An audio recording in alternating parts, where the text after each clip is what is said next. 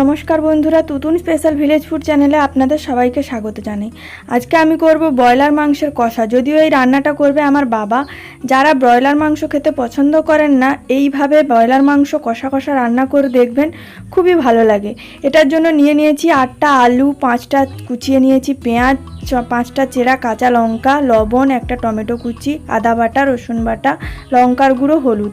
1 KG broiler মাংসকে লবণ মাখিয়ে নিয়েছি। উনুনে বসিয়ে দিয়েছি কড়াই, সামান্য তেল দিয়ে প্রথমে কেটে রাখা আলুগুলোকে ভেজে নেব।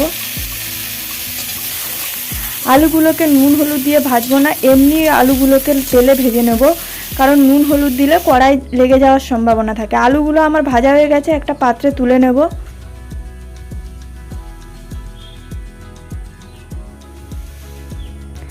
এবারে কড়াইতে দিয়ে দিলাম আবারও তেল। তেলটা আপনারা পরিমাণ মতো দেবেন। তেল গরম হলে দিয়ে দেবো সামান্য লবণ। এবার দিলাম 2 চামচ চিনি। এবার চিনিটা লাল হয়ে ওঠা পর্যন্ত অপেক্ষা করব।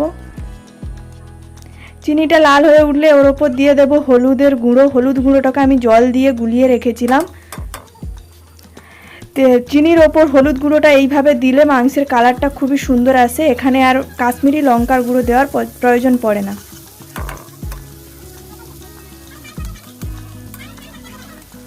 হলুদটা তেলের সঙ্গে ভালো করে মিশিয়ে দিয়ে দেব কুচিয়ে রাখা পেঁয়াজ ও চেরা কাঁচা লঙ্কা।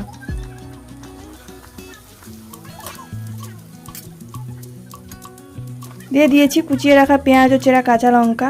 এবার পেঁয়াজটাকে আস্তে আস্তে লাল হয়ে ভাজা পর্যন্ত অপেক্ষা করব। লাল হয়ে গেছে, সামান্য লাল হয়ে গেছে। এবার দিয়ে দেব বেটে রাখা রসুন।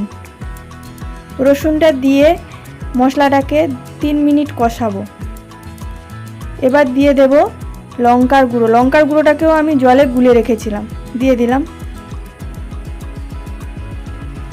এবার লঙ্কার গুঁড়ো দিয়ে 2 মিনিট নাড়াচাড়া করার পর দিয়ে দেব বেটে রাখা আদা।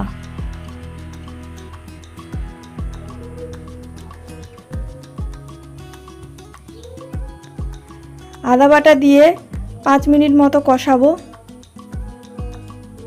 বন্ধুরা, আমার বাবা এই রান্নাটা খুবই সুন্দর করে। যেই খায় সেই প্রশংসা করে, খুবই ভালো। এই পদ্ধতিতে একবার হলেও রান্না করে দেখবেন। আদা বাটা দিয়ে 5 মিনিট কষানোর পর যখন আদার কাঁচা গন্ধটা চলে যাবে, তখন দিয়ে দেব কুচিয়ে রাখা টমেটো। টমেটোটা দিয়ে মশলাটাকে ভালো করে কষিয়ে নেব।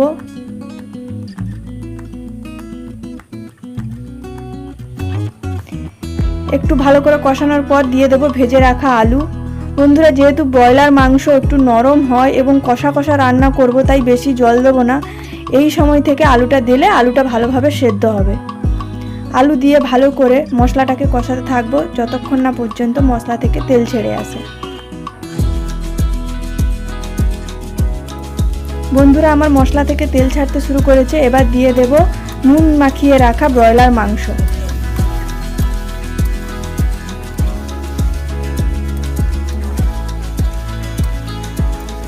ব্রয়লার মাংস দিয়ে 10 থেকে 12 মিনিট ভালো করে কষাবো।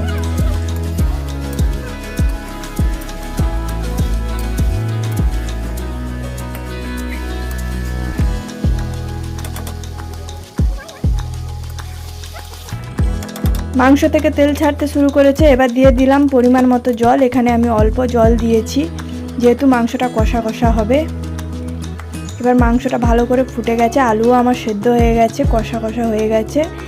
একটা পাত্রে ঢেলে নিলাম। বন্ধুরা, আমার বাড়িতে ভালো কিছু রান্না হলে কিছু লোভী আছে, বাটি নিয়ে বসে পড়ে। দেখুন ওদের মুখে রিয়াকশনটা শুনে নিন।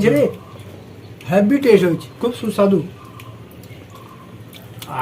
খুব সুন্দর, নাইস, হেভি টেস্টি, হেভি আছে টেস্ট। মাংসটাও সুপার। ভিডিওটি ভালো লেগে থাকলে অবশ্যই লাইক, কমেন্ট, সাবস্ক্রাইব করবেন এবং পাশে থাকবেন।